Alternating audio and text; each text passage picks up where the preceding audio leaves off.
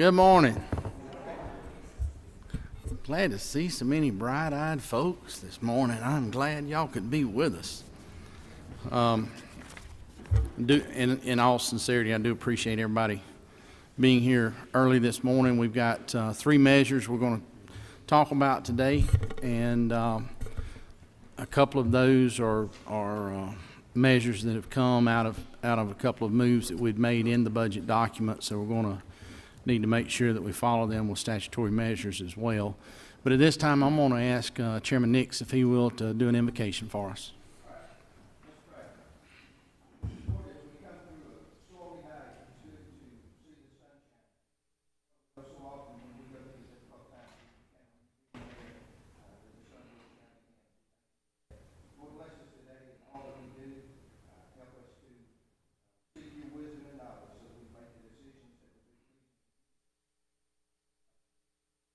Amen.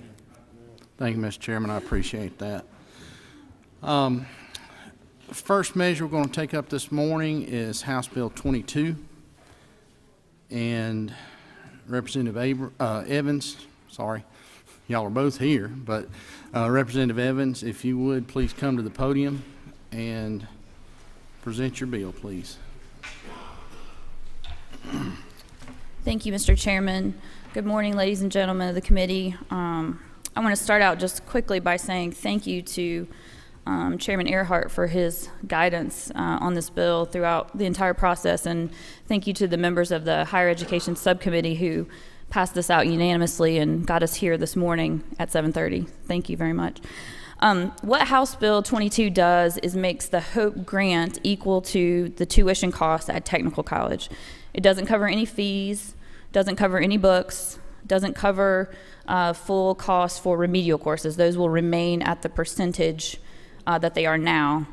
And the bill doesn't affect the HOPE scholarship that goes to the traditional four-year school students in any way. So why do we need this bill? By 2020, the Department of Education estimates that we're going to need 60% of our Georgia citizens with some higher education credential, and 65 to 70% of those need to be in some technical field. We are not on track to meet those numbers. Right now, we have only 42% of our Georgians with some higher education credential, and enrollment at our technical colleges is down. We all have heard about and read about the skills gap that exists in this state, where we have jobs that are unfilled and we have Georgians who are unemployed, and unfortunately the skills of those unemployed Georgians don't match up with the skills needed to fill our vacant jobs. And a lot of those jobs that are vacant are jobs where you can obtain the skills you need for those jobs are obtained in our technical colleges. We know that the students who are at our technical colleges and are the most likely to enroll in our technical colleges are the most price-sensitive students in higher education. So the difference between what the grant pays and what tuition is literally the difference between them being able to stay and having to leave, or not being able to enroll in the first place. So this is a great way for us to help Georgians get on the track to a middle-class job, and also help our business community fill the jobs that they need. So we're jobs that they need filled, building our workforce. So how do we pay for that? That's always the magic number. Seems like a good idea, but how do we pay for it? You have a fiscal note in front of you that shows that the cost for this would be $21 million. All of it would obviously come out of lottery money. This is not a general fund bill. The lottery is very healthy right now. They're seeing record returns to they're making record returns to our education fund, and they're to be commended for that. Our rainy day fund, so to speak, is running over. We've got plenty of rain in there. By law, by statute that we passed in 2011, we are required to hold in a reserve fund 50% of the prior year's payouts, which right now is $472 million. That money is safely tucked away in the reserve fund. We also have, on top of that, $412 million of unappropriated surplus on top of that reserve fund that we're required to hold. Now, I'm not suggesting that we pay for this bill out of either one of those buckets of money. What's also happening is that the unappropriated surplus funds have been growing by at least $63 million over the last 5 years. So that's 3 times recurring money, 3 times higher than what we need to pay for this bill. So I would submit that it's a good bill for Georgia, good bill for our business community, And we have the funds to make this investment in our people. And I'd be happy to stand for any questions. Okay, we do have some questions. And Chairman Dixon. Thank you, Mr. Chairman. I got you turned on. I'm turned on. You're turned on. Well, your microphone is. I have some news for you. You drop the mic now. Try it now. Well,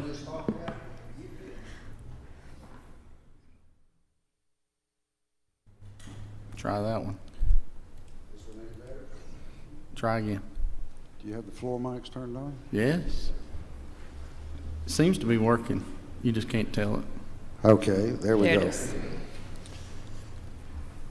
I have some concerns. Of course, the section of the budget that I work with includes the pre-K program, which the governor has proposed and the House has approved.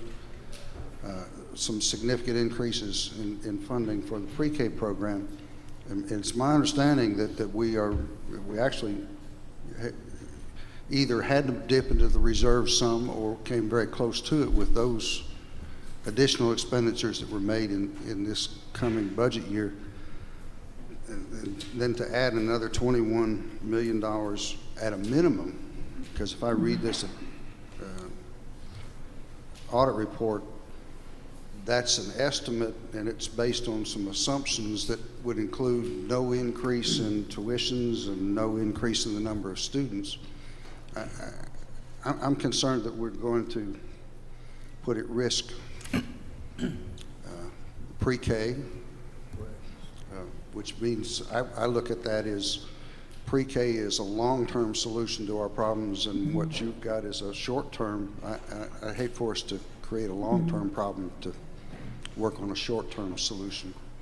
Right, and you hit the nail on the head, absolutely. Pre-K is our best long-term investment in our education and our workforce, and this is the best short-term investment that the business community desperately needs right now. And we, my office has looked really closely and made sure that we knew that the governor was putting a recommendation for additional money into the pre-K program, and we don't want to take away from that. I don't want to take away from that at all. I think that's a great, wise investment.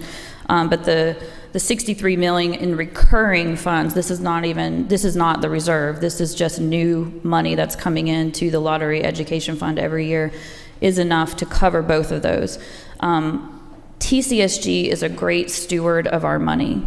The tuition, the concerns about tuition increases that you hear just are not real for TCSG. They have been wonderful at making sure that their tuition increases are minimal to null. The only time, actually, that they had a large increase in their tuition costs was when they saw their Hope dollars cut.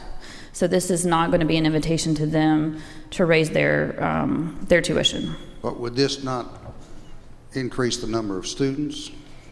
Hopefully it would. So I mean, I can't say that over time it wouldn't go higher than 21 million. I think that we want it to, but that it's not a situation where you have the Hope grant and the pre-K pitted against one another because of the health of the lottery and because of the continued record years that we're having. We can do both, and if ever we get in a situation where we see those go down, not only do we have a rainy day fund where the cup runneth over, but we also have the ability to come back here and make adjustments as we see fit to make sure that we can adequately fund all those programs. It's always subject to appropriations. I mean, obviously, it's not been that long since we were really struggling to make sure that we had sufficient funds. I mean, it may look very healthy now, but that can obviously change rather quickly, is what I think the history of it is. Right, and nothing that we're doing today puts in jeopardy the safeguards that we put into effect to make sure that we haven't promised more than we can deliver, because basically right now you start with the Lottery for Education Fund, and you've got the promises of pre-K, whatever the governor appropriates for that, and this General Assembly also appropriates. Then you have the Zell Miller Scholarship, which is the only full tuition scholarship to the four-year schools. This would create a full tuition grant for the technical colleges, showing our priorities as a state to fund our long-term investment in pre-K, keep our best and brightest here in Georgia through the Zell Miller Scholarship, and then grow our workforce through the Zell Miller Grant. But the amount of the award for the Hope Scholarship is always a percentage based on the health of the lottery, and that is by far the largest expenditure out of the lottery fund. So I don't see this as putting at risk our pre-K funds, and I wouldn't want it to do that. Chairman Coomer. Thank you, Mr. Chairman. I have a couple of questions. One is kind of straightforward, just for my education. Can you tell me what the student's current academic year standard undergraduate tuition amount is? It's $79 or $89 per credit hour, and so it depends on how many credits a student is enrolled. Is that established by statute or by the university or by the TCSG, or who sets that? TCSG. Okay. And then the other question relates to the enrollment issue. I know in the last few years, when we were in the recession, we saw enrollment increase substantially in technical colleges. And as we have come out of the recession, we've seen enrollment decrease pretty precipitously. Mm-hmm. I did some of my own research locally to figure out what was going on there, and what I found anecdotally was a lot of students were leaving the programs because they were getting job offers, which of course is a good thing. We want people to be working more than we want them to be staying in school if they don't need to be there. But I heard you say that the lack of funding, or the gap in funding between the current grants and the tuition rate is a cause of students for dropping out and not being able to return to school. Do you have any data to support that particular position? Only anecdotal, just from visiting college campuses and talking to students and talking to professors and talking to financial aid officers. But the real crux of my statement was that because these students are so price sensitive, oftentimes the $300 or $400 difference in what the Hope Grant pays and what the tuition costs can be the difference between them being able to go or not go, or the difference between them being able to stay or not stay. And absolutely, there are many theories about why the enrollment has dropped, but the fact remains that we do have unfilled jobs that require skills that you get at technical college, and we do have enrollment going down. So there is a way to at least match up those students or those Georgians who, for whatever reason, haven't been able to go to school. Perhaps it's for money. This would help solve that. And if indeed enrollment continues to go down because students and Georgians are getting jobs without needing to go for higher education, then you're only going to see the cost for this bill go down. So I don't think there's a risk there. Okay. Chairman Earhart. Thank you, Mr. Chairman. Representative Evans, as you know, you and I have worked on these TCSG grant issues for the last probably 6 years and have had some significant success in at least 2 bills previously. And as you also know, we were very supportive in the subcommittee. We still have the question, and I'm getting a lot of this same question of the statutory reserve is funded. The surplus has 412, and it is growing at a rate of 63. But is there, and I've asked the budget office to try to create a formula. I know you and I have tried to work out language with respect to how you could offset this if that reserve does not grow. I think Chairman Nix asked the question in the committee hearing, and I'm getting a lot of that question subsequent to our subcommittee. Have you given any more thought to how we could set up a qualifier in there for if this reserve was not there? Well, the reserve is going to be there, but the surplus was not $63 million a year, and we're in a deficit. What do we do then? I have looked at that issue and tried to craft language, and because the way that the statute is written for how the lottery funds are spent through Hope or otherwise, because you've already got a qualifier in there that says subject to appropriation, it doesn't seem like there's any other way you can do it because that's essentially what you're saying. If there's not enough money, we don't want to have to fund this, and we already have that. Since the amount that goes into the amount that's considered surplus, or the amount that gets reserved, well, the amount that gets reserved is set by statute, but the amount that goes into the surplus just depends on how much we allocate, and really has the most to do with how much we allocate as the percentage that we pay for the regular Hope Scholarship. So if we decide we want to pay more on the Hope Scholarship, then the money that goes into the surplus goes down. If we pay less, then it goes up. But that's not necessarily reflective of the growth in the lottery. It really just depends on what we assign as the factor rate for the Hope Scholarship. So I continue to be willing to work on that issue, but I think personally I would like to see the bill move forward as it is, obviously, because I think it reflects a priority that I think a lot of folks in here have, which is to show that growing our workforce and growing our skilled workforce through the technical colleges is a priority of these lottery dollars. I understand that. I've gotten a lot of questions along the lines of Chairman Dixon's, and with respect to the 20 or so workforce development initiatives that we are funding at the full grant, and we continue to add to those. As you know, I've been an advocate for this, but I am getting a lot of push.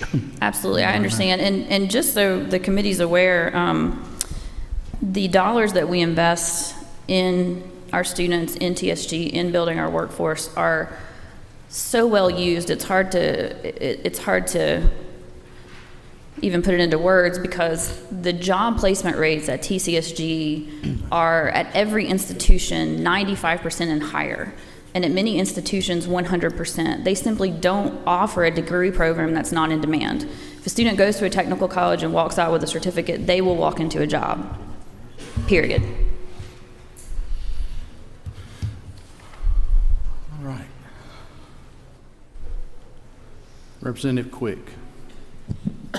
Thank you, Mr. Chairman. Representative Evans, we've heard a lot since last session about alternative funding sources to shore up the Hope Scholarship funds, and so I share the fiscal concerns that have been expressed, but I just want to make sure I'm understanding. There's nothing in this measure which targets needs versus student wants in terms of workforce development. In other words, it doesn't target additional funds to workforce needs in any way for the future. Well, it does because of what I just said about the job placement rates at our colleges. Every degree program that we would be putting a student in by virtue of the Hope Grant is a workforce development need and is a job ready to be filled. But these grants would apply to every course and every course of study, would they not, that the student selected? They would, but every course of study that's available for a student to choose at technical colleges are in demand. And like I said, the job placement rates are nearly 100% and no lower than 95% on any campus. Every single technical college program at every campus has an industry advisory board. So whenever those jobs are no longer in demand, the industry will tell the institution, you can shut this degree program down, or maybe you want to offer less slots because our needs are going down. That happened a lot up at Northwest Georgia Technical College when you saw a lot of changing in the flooring industry, carpet to hardwood. They had to change, the schools changed their programs to meet the needs. It also happened on the Rome campus when they opened several I don't know if they were cancer treatment centers or some health treatment centers that needed anesthesiology assistance. So they opened a program to meet that need, and then when that demand went down, they closed down the program. So yes, students are able to choose which degree program they want to go into, but they are not given a choice of a degree program in a technical college that's not in demand.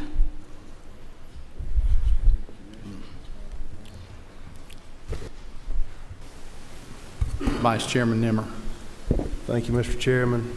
Representative Evans, and I think you were just touching on it off the Representative Quick's question on the in-demand industries. Just one concern I had, and if you could speak to it, would this not pull away or harm in some kind of way what the governor's initiative and this body's initiative has been over the past couple of years, identifying some strategic initiatives for the TCSG programs. No, I don't think so at all. In fact, I think this complements that initiative perfectly so that they can work hand in glove. What I've heard on technical college campuses from students, or mostly from the faculty, is that the strategic industry grant, a student won't find out about a strategic industry grant until they get there. It's not going to drive a student in the door, whereas the grant would drive a student into the door, and then they find out this is a targeted program by the General Assembly. There's actually additional money available for you to pay for your books and fees, I believe, out of this, or I know out of the strategic industry grant. So the grant gets them to the campus.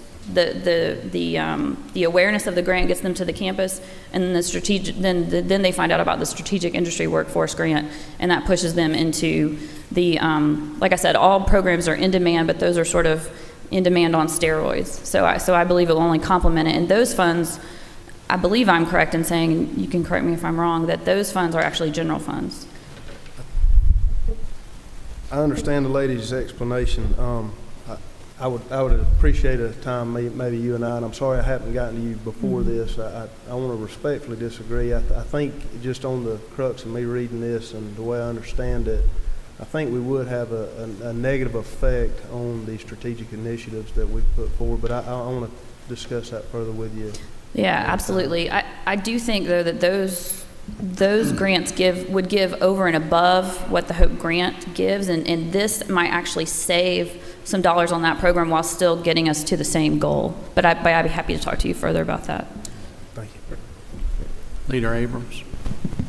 Thank you, Mr. Chairman.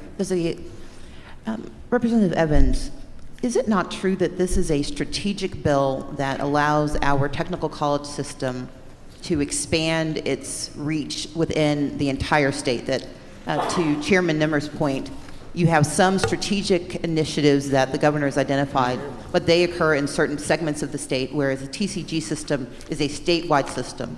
And this would allow us to encourage technical college students from across the state to attend at a much higher rate. Yes, I agree with that. And I think y'all all know that I was not a HOPE grant recipient, but a HOPE scholarship recipient, and that drove me to college, not because I knew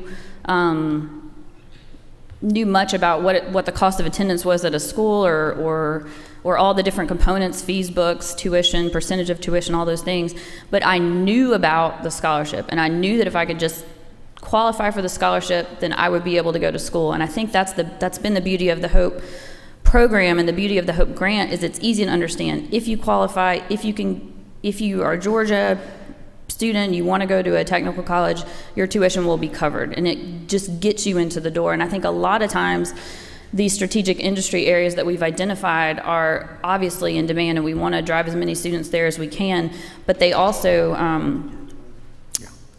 they cost some of the programs, like for example truck driving.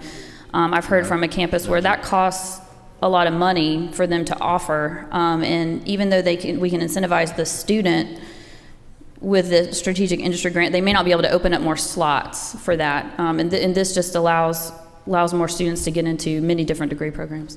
Can you describe the profile of the average technical college student in our system? A 28-year-old female, a white female, single mom.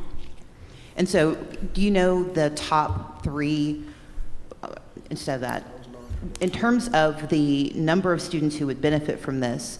The way I read this bill, this is a permissive bill. It permits this legislature to say that to the extent that funds are available, we will say that we're going to cover the cost of education. If those funds are not available, as we do with everything else, we will simply not appropriate the funds for that purpose. But this allows the planning for the department, for TCSG, it allows them to plan for more students to attend and for more students to have full coverage so that we can increase our college completion rate and our workforce training rates. Yes, very well stated. Chairman Nix. Thank you, Mr. Chairman. As you've described this, and we've talked about how when the economy's down, the enrollment goes up in the technical colleges. When the economy picks up, the enrollment goes down. And you've described this as a student who maybe needs a few $100s here or there. My question is this, two things. Have you discussed this with the schools?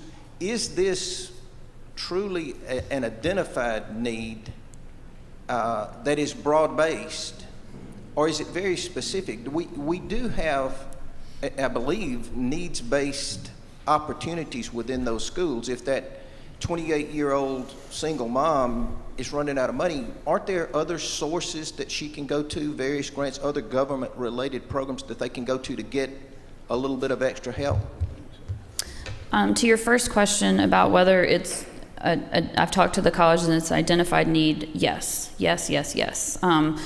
In fact, after this General Assembly made a change to put the, to expand the grant and lower the scholarship back to the original 2.0, I went on a tour of 5 or 6 different campuses throughout the state and asked, how is this helping and what else do you need? And the answer unanimously was, yes, it helped, thank you. I think that brought back about 5,000 students. And then the next immediately was, but we really need to get the grant to equal full tuition again because our students just are not able to make up that difference. Now, are there other places they can go? The answer to that is yes, there are other options, but they are lower for technical college students than they are for students at our traditional four-year schools. And the reason for that is this. There is an ability to get Pell, but Pell is not what it used to be. Even if you qualify at the highest amounts, a lot of times these students are not just trying to get themselves through school, but since they're older and their second time around, a lot of times these students are getting retrained in areas because the area they were originally in is no longer in demand. So they're more likely to already have families and obligations that come with families. So the traditional student aid is not necessarily enough to keep their household going while they go and try to better themselves and get skills that put them into an in-demand position. But prior to 2011, technical college campuses did not enter into the relationships with the federal government necessary to offer their students student loans. After 2011, they did to try to help the students be able to cover that gap in what tuition costs and what the grant covered. Because, like I said earlier, the students that are in technical college are most likely to be the most price sensitive, that also, and from households of less than $40,000, almost all of them. So they're less credit savvy. And so unfortunately, when a technical college campus entered into a relationship with the federal government to offer student loans, they couldn't make it so that those students were only getting that amount, that few $100 amount. They were getting offered thousands of dollars. And because they weren't credit savvy, they were taking it. And the system saw the default rates start to creep up. And that was scary, and so they cut that off because if your default rates are high, it can put in jeopardy your accreditation, which can limit your ability to even offer your students the ability to apply for Pell. So I say all that to say students at a lot of TCSG campuses can't qualify for student loans to make up that gap. So while there is some aid available to them, it's much less than what you would think of in a traditional higher education environment. Okay. I understand the need, but I'm still a little concerned about 4 or 5 years down the road, the economy turns down, and then we get to the point where this reserve would suddenly dry up, and we would be back in a position where we're having to say we can't do this. So that's my biggest concern. I think I was the one that raised that concern earlier. So that's my biggest concern. Absolutely. And like I said, we've still got the trigger that the Hope Scholarship only covers a percentage. We're not overpromising here. And the fund is so healthy. The governor and this legislature have done a really good job of growing that reserve fund and growing the surplus on top of the reserve fund, and our lottery revenues continue to go up. So, and it's always subject to appropriation. So I think we're safe, but I understand the concern. Okay. Chairman Reinders. Thank you, Mr. Chairman, and thank you for your passion as it relates to the hope. I've got a philosophical and then a weeds kind of question. The first one is, since I've been up here, I've heard over and over and over again, save the hope. We got to save the hope. and it's a great program. I'm just trying to wrap my mind around how do we say that when next year, if we're looking at something else, how do we say we're saving the hope if we're spending the reserves and we see the fluctuation in enrollment, we see the fluctuation in the need, we don't calculate tuition. How do you tell me, let's go ahead and spend what we have, and then next year or the year after, we're going to be talking about saving the hope? How do you mentally, how would you message that? If you're me, what would you tell me to say? Well, I've spent some time talking about the health of the reserve fund because I just think it's a nice backdrop to understand that if we run into hard times, we are more than covered in the way that we anticipated as a General Assembly that we might need to. We create a rainy day fund for a rainy day, but I want to be clear, I'm not advocating that we spend a dime from that rainy day fund, from that reserve, or from the unappropriated surplus. I'm talking about lottery education dollars that are anticipated by lottery ticket buyers and the general public that money is going to go to education. That's new money coming in for this very purpose that I'm advocating that we spend for this very purpose. So you don't see down the road us having to say that we didn't save it because we spent something else here? I don't. I mean, will we one day have to dip into the either unappropriated surplus of $412 million or the restricted reserve of $472 million? Maybe, probably, at some point. But am I advocating that today, and am I advocating either of those places as a recurring revenue source? Absolutely not. And finally, the weed question is, the hardest thing we do is the one-size-fits-all kind of mentality. And you mentioned the trucking. We know there's areas of shortage, but we also know who gets the most diplomas, what fields get the most diplomas and certificates. And I can tell you from a South Georgia perspective, we may need more truck drivers or brick masons than we do cosmetology or something like that. Why wouldn't you look at, instead of the cost being so big, kind of take a bite of the apple in smaller bites and really use it to the areas that we need it the most instead of a one-size-fits-all kind of mentality? I would argue we're already doing that through the strategic industry workforce grants, which I think are a fantastic initiative to make sure that we are driving as many people possible into the areas that we need them in. But a lot of students a lot of Georgians who are without skills and without jobs are not going to know about that unless they get on the campus, and this grant gets them on the campus to find out about the aid that's available to them over and above tuition, and sometimes I think even over and above tuition and fees, to drive them toward those areas. That will not go away. I think we have a disagreement. I want more students in those areas that we need them than the areas that we have plenty of slots filled. Thank you. Mm-hmm. We've got 4 remaining, and I'm going to, because we do have 2 other measures to take up, I'm going to cut it off at those 4. And Representative Kaiser.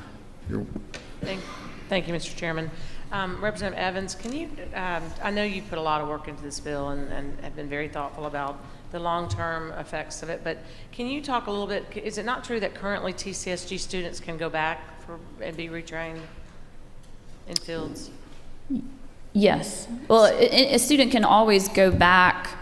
I mean, obviously can go back and get retrained. And in fact, we actually see a lot of students who go through our university system who end up graduating and then being unemployed and needing to go back and get trained in a skilled area. But this may be your question. If you graduate from a TCSG school and you go down to the workforce and for whatever reason your employer does not think that you're up to snuff, right, TCSG will retrain that student for without additional cost to the employer or the student. That is my question. Mm-hmm. So, and it's very rare that happens. That's how good of a product they put out. I think it's less than a couple of % that ever happens, but that is available, yes. Yeah, I left out the word for free. But in my industry, I see a lot of young people in the age you're talking about who didn't have this opportunity, who really do need to go back and be retrained to be adequate in the workforce. So can you talk, you touched on it a little bit, can you just talk a little bit about that long-term investment that we are making with these students going to TCSG schools and coming out with those workforce skills? Yeah, I mean, if you spend any time on a TCSG campus, you know that they're in the business of changing lives, and they'll tell you that. It's not simply about coming in, going to class, and leaving. They really make an investment and build relationships with those students that last much longer than their walk across the graduation stage. Absolutely. Chairman Chokas. Thank you, Mr. Chairman. Representative Evans, I congratulate you on this bill. And I wanted to bring some numbers and some information about TCSG that hasn't been brought up in the conversation thus far. And we've talked about the students being non-traditional. Many of them have dropped out. Many of them are just receiving their GEDs and continuing their education because they're seeking employment. You correctly said that 95% as a minimum get jobs when they graduate. At South Georgia Tech in Americas, that number is 98 point something.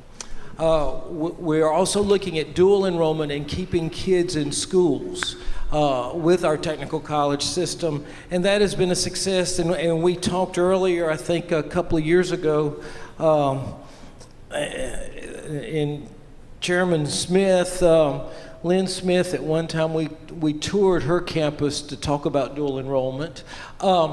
It's also the cost per credit hour is very low because of the way the credit hours are done. Most of college professors are adjunct professors, and so they keep the prices low. Our funding for TCSG is a fraction of what we spend at the university system of Georgia. The other point, there's two more points I want to make. Number one is our technical college system has partnerships with industry. They create programs that are in demand. At South Georgia Tech in Americas, we have a partnership with Caterpillar. We have a partnership with John Deere, and we're doing another partnership with Kaufman Tire. These partnerships where they go to school, they work, they go to school, they work, brings the students to the workforce. And the point that I want to make, and the reason I brought all this up, is the revenue growth that we've had, and the reason we have an increase in our budget is we get our revenue from the three-legged stool: individual income tax, corporate income tax, and sales tax. And if you look at the revenue numbers that are being published by the governor today, the lion's share of the growth is in individual income tax. Corporate income tax still is flat. We had growth in corporate income tax in January, but that was because there were less refunds. Sales tax is flat, showing a 1 or 2% growth.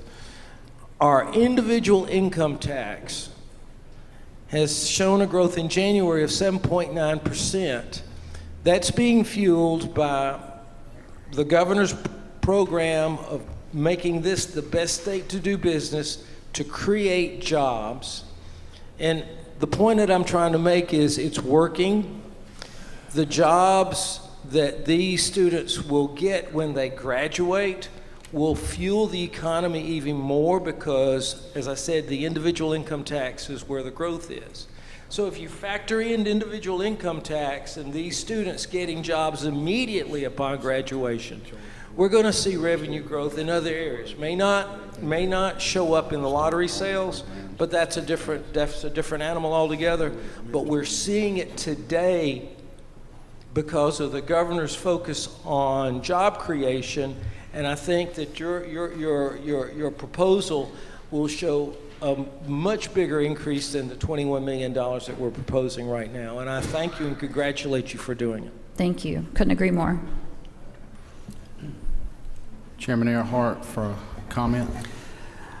Representative Evans, as we've continued to talk, you mentioned that the subject to appropriation language that's in this bill would allow us the capacity to make a decision, but we've yet to really determine well, I guess what I'm saying is this legislature would be the ones that are on the hook for so-called cutting of the grant if the surplus to the surplus ran out. if we could find a formula that would allow that not to be the responsibility of the legislature in that sense. I think that's the sense I'm hearing of this committee. That's just, I think that's the concern that's been expressed to me and others. Vice Chairman Nimmer. Thank you, Mr. Chairman. Ms. Evans, just one quick question. I noticed we're talking a lot about tuitions and grants and everything here with this program. And I noticed we have President Chastain in the back with Georgia Student Finance Commission. Has there been any consultation with them and how this may affect positively or negatively or anything with the way they administer grants? And With the way, well, we've been in contact with them. They've been a great source of data for us to present to you about the bill. But I don't know if there are any concerns about administration. I don't believe so. I haven't. okay, It shouldn't affect. yeah. That may be when you and I have an opportunity to follow up on my previous question. I may want to circle them in and just get their input on something. Yeah, absolutely. And I think they will administer how we tell them to. Fair enough. Yeah. Chairman Dixon. Mr. Chairman, based on my concerns about where we're headed with this and the potential impact on existing programs, I'd move that we table this measure at this time. Have a motion and numerous seconds to table the bill. All those in favor of tabling House Bill 22 until a further time, until some of the concerns can be addressed. And I know the lady will be glad to work with everyone to answer their concerns and questions. All those in favor of tabling, let it be known by saying aye. Aye. All opposed, like sign. No. Ayes carry. Thank you, ma'am. Did a good job on, Thank you. on a barrage of questions. Have two other bills before us this morning. We've made some adjustments within the budget. Those do require some statutory changes as well. And first up will be House Bill 1084. It's Chair Lady Houston, and you'll be working from LC 256577 that is on your desk.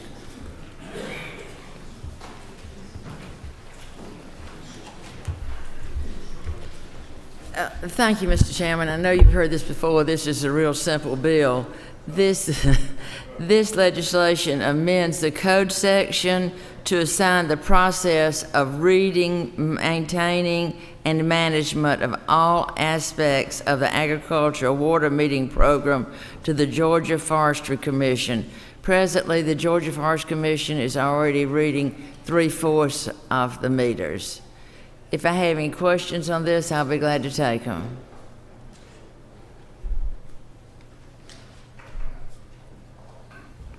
Do have a question, Chairman Nix. Thank you, Mr. Chairman. I had a guy send me an email, and he said, I've never contacted my state representative before. He's been on the old Soil, Water, and Conservation Board forever. And he wants to know why we're doing this. Could you tell me why we're doing this? Well, one of the reasons we're doing this is that the committee looked at this, and the contract the grant from One Georgia for reading the meters was about $1 million, and Georgia Forestry, they'd contracted for them to read it, and they contracted at $100,000. So a significant decrease and we in think cost. we can get it done at a lot cheaper and save the taxpayers about $500,000. Okay, one more question, please? You said that the Forestry Association, the Forestry Commission is already reading about 75% of the Correct. cost, even before we did this? Yes, for $100,000. Okay, thank you. And we had asked them before we got delved into it to renegotiate their contract, and they think they can read them for $16 a meter. And we worked with our vice chairman and members of the committee, and they worked out. And we have some farmers and some people on our committee that know a lot more about irrigation than I do. And this is the number we came up with. So we allotted $450,000 in our budget, and you'll see the language in the budget. Okay. On both those. And we feel like it's going to be a real cost savings to the state. Leader Burns. Thank you, Mr. Chairman. Madam Chairman, does this also include, this includes the reading, the maintenance, and the installation of new meters, is that correct? Correct, but some of the meters, we feel like when they go to read the meters and they're not functioning, that they can be fixed right there on the spot without having to go back.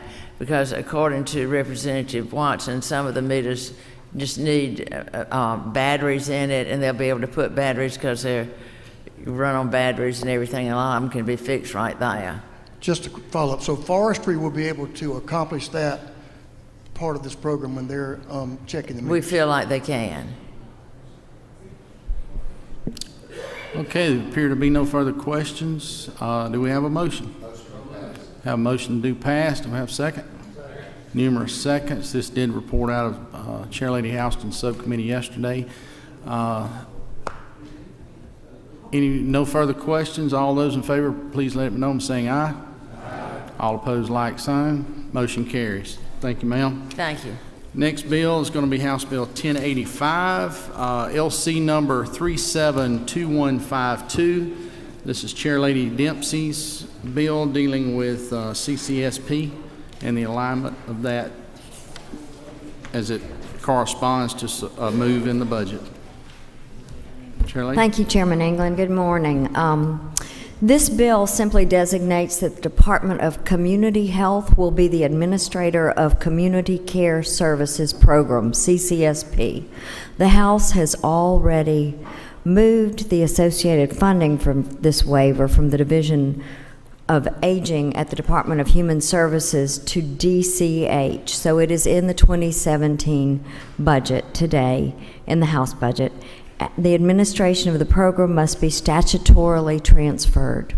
CCSP assists older adults and or functionally disabled consumers by providing a range of community-based services through the Medicaid program. The waiver is similar but not exactly identical to the source waiver, which DCH already administers. Additionally, the source and CCSP waivers utilize the same waiver authority. If there are any questions, I'll be glad to try to address them. One question, and it is Representative Hughley. Thank you, Mr. Chairman. To the author of the bill, what effect is this going to have on the citizens who utilize these services? Is this just an administrative change, or will they see an increase or greater outcomes by transferring the administration?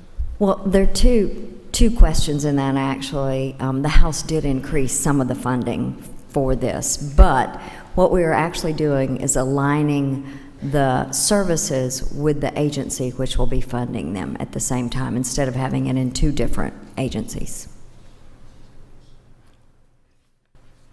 If I might add, it helps streamline, because the federal funding comes down through DCH, but it was a pass-through over to DHS, and that did cause some complications in the past, and so this would just align the funding stream with the expenditure.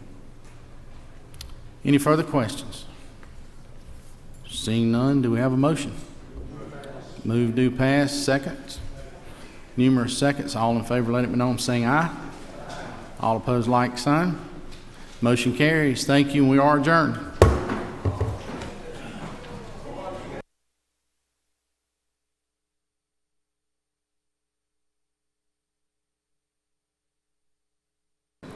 Do want to announce that there is a breakfast down in 450 or up in 450 in the Capitol from 8 till 10.